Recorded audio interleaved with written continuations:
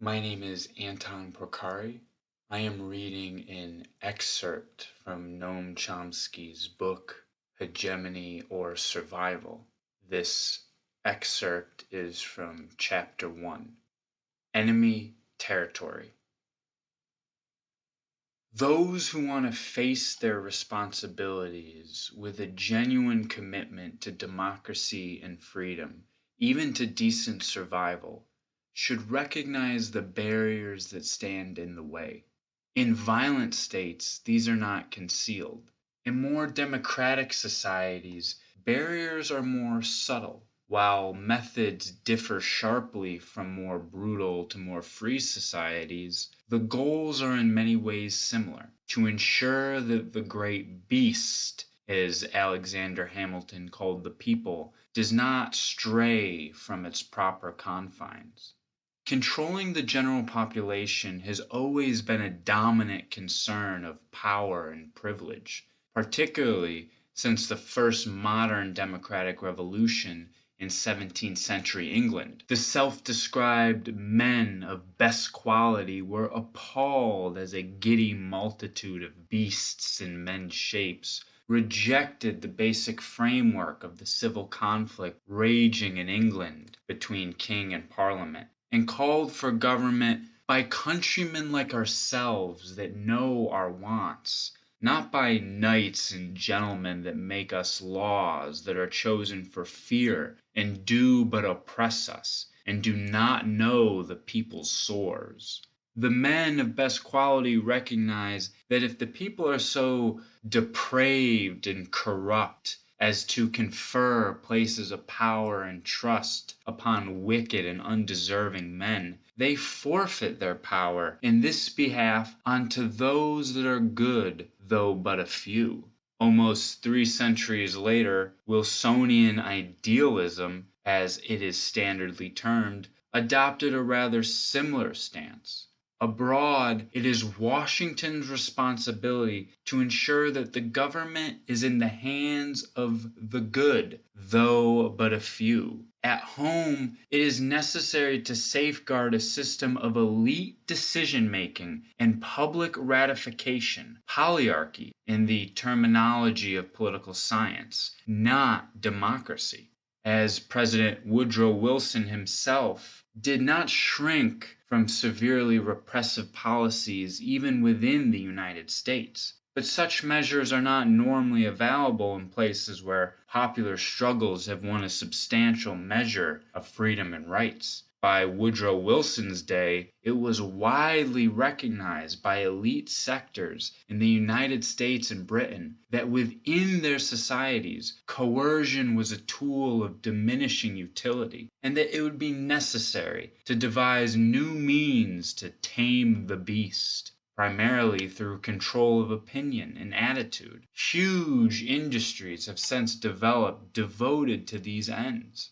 Wilson's own view was that an elite of gentlemen with elevated ideals must be empowered to preserve stability and righteousness. Leading public intellectuals agreed. The public must be put in its place, Walter Lippmann declared in his progressive essays on democracy. That goal could be achieved in part through the manufacture of consent, a self-conscious art and regular organ of popular government. This revolution in the practice of democracy should enable a specialized class to manage the common interests that very largely elude public opinion entirely. In essence, the Leninist ideal. Lippmann had observed the revolution in the practice of democracy firsthand as a member of Woodrow Wilson's Committee on Public Information, which was established to coordinate wartime propaganda and achieve great success in whipping the population into war fever.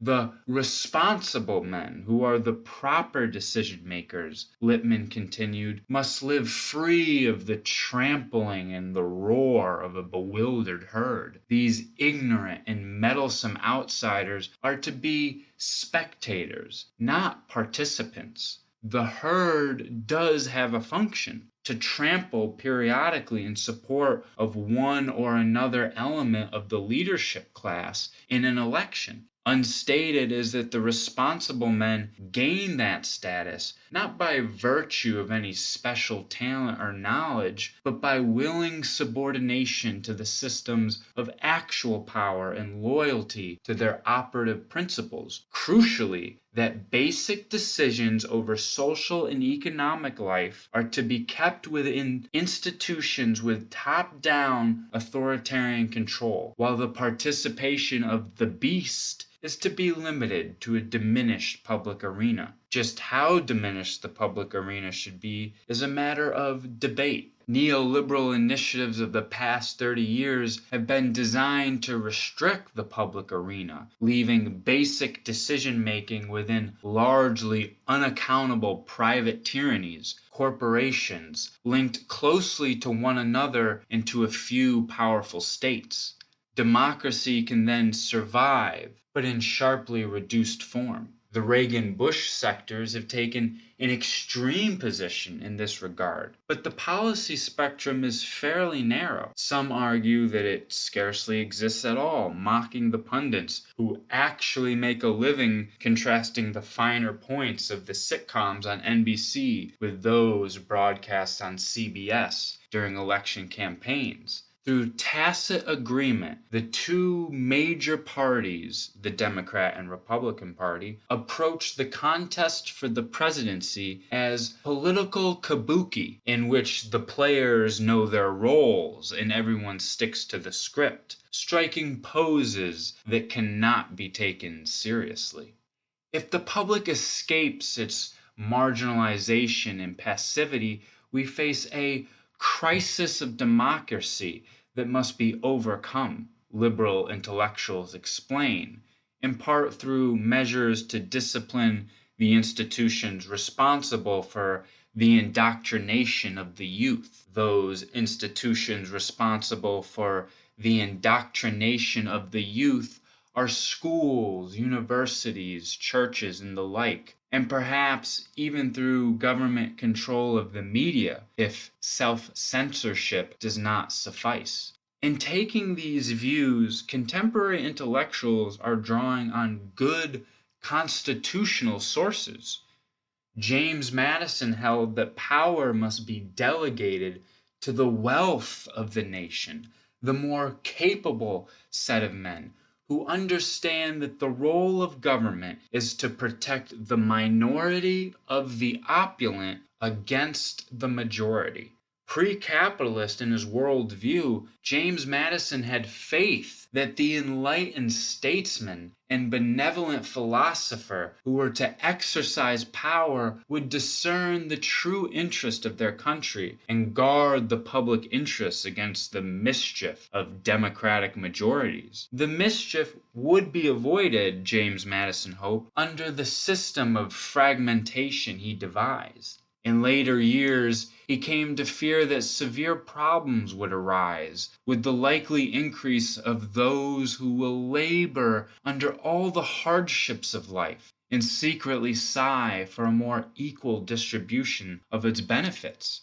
A good deal of modern history reflects these conflicts over who will make decisions and how. Recognition that control of opinion is the foundation of government, from the most despotic to the most free governments, goes back at least to David Hume, but a qualification should be added. It is far more important in the more free democratic societies, where obedience cannot be maintained by the lash. It is only natural that the modern institutions of thought control, frankly called propaganda before the world became unfashionable because of totalitarian associations, should have originated in the most free societies. Britain pioneered with its Ministry of Information, which undertook to direct the thought of most of the world. Woodrow Wilson followed soon after with his Committee on Public Information. Its propaganda successes inspired progressive democratic theorists in the modern public relations industry. Leading participants in Woodrow Wilson's Committee on Public Information, like Walter Lippmann and Edward Bernays, quite explicitly drew from these achievements of thought control, which Bernays called the engineering of consent, the very essence of the democratic process. The term propaganda became an entry in the Encyclopedia Britannica in 1922, and in the Encyclopedia of Social Sciences a decade later, with Harold Lasswell's scholarly endorsement of the new techniques for controlling the public mind, propaganda. The methods of the pioneers were particularly significant, Randall Marlin writes in his History of Propaganda, because of their widespread imitation by Nazi Germany, South Africa, the Soviet Union, and the U.S. Pentagon. Though the achievements of the PR industry, the public relations industry, dwarf them all. Problems of domestic control become particularly severe when the governing authorities carry out policies that are opposed by the general population. In those cases, the political leadership may be tempted to follow the path of the Ronald Reagan administration, which established an Office of Public Diplomacy to manufacture consent propaganda for its murderous policies in Central America. One high government official described the Office of Public Diplomacy's Operation Truth as a huge psychological operation of the kind the military conducts to influence a population in denied or enemy territory, a frank characterization of pervasive attitudes towards the domestic population, an enemy.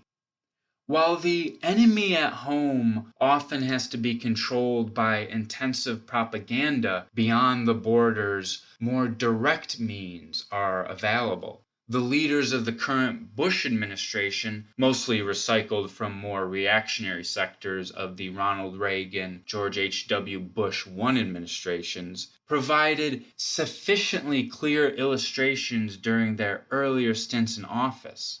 When the traditional regime of violence and repression was challenged by the church and other miscreants in the Central American domains of U.S. power, the Ronald Reagan administration responded with a war on terror declared as soon as it took office in 1981. Not surprisingly, the United States initiative instantly became a terrorist war, a campaign of slaughter, torture, and barbarism that soon extended to other regions of the world as well. In one country, Nicaragua, Washington had lost control of the armed forces that had traditionally subdued the region's population, one of the bitter legacies of Wilsonian idealism. The U.S.-backed Somoza dictatorship in Nicaragua was overthrown by the Sandinista rebels, and the murderous National Guard was dismantled. Therefore, Nicaragua had to be subjected to a campaign of international terrorism that left the country in ruins. Even the psychological effects of Washington's terrorist war are severe. The spirit of exuberance, vitality, and optimism that followed the overthrow of the Somoza dictatorship could not long survive as the reigning superpower, the United States, intervened to dash the hopes that a grim history might finally take a different course in Nicaragua. In the other Central American countries targeted by the Reaganite War on Terror, forces equipped and trained by the United States maintained control. Without an army to defend the population against the terrorists, that is, the security forces themselves equipped and trained by the United States, atrocities were even worse. The record of murder, torture, and devastation was extensively reported by human rights organizations, church groups, Latin American scholars, and many others, but it remained little known to citizens of the United States that bore prime responsibility and was quickly effaced.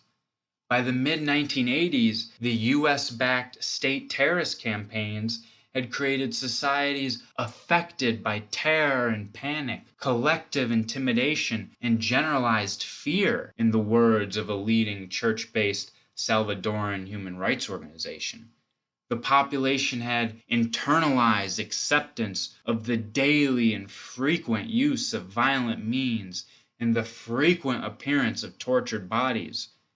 Returning from a brief visit to his native Guatemala, journalist Julio Godoy wrote that one is tempted to believe that some people in the White House worship Aztec gods with the offering of Central American blood. Julio Godoy had fled a year earlier when his newspaper, La Época, was blown up by state terrorists, an operation that aroused no interest in the United States. Attention was carefully focused on the misdeeds of the official enemy, real, no doubt, but hardly detectable given the scale of U.S.-backed state terror in the region. The White House, Julio Godoy wrote, installed and supported forces in Central America that could easily compete against Nicolae Ceausescu's Securitate for the World Cruelty Prize. After the terrorist commanders had achieved their goals, the consequences were reviewed at a conference in San Salvador of Jesuits and lay associates who had more than enough personal experience to draw on, quite apart from what they had observed through the grisly decade of the 1980s. The conference concluded that it does not suffice to focus on the terror alone. It is no less important to explore what weight the culture of terror has had in domesticating the expectations of the majority, preventing them from considering alternative to the demands of the powerful. Not only in Central America, destroying hope is a critically important project, and when it is achieved, formal democracy is allowed, even preferred, if only for public relations purposes. In more honest circles, much of this is conceded. Of course, it is understood much more profoundly by the beasts in men's shapes who endure the consequences of challenging the imperatives of stability and order. These are all matters that the second superpower, world public opinion, should make every effort to understand if it hopes to escape the containment to which it is subjected, and to take seriously the ideals of justice and freedom that come easily to the lips, but are harder to defend and advance.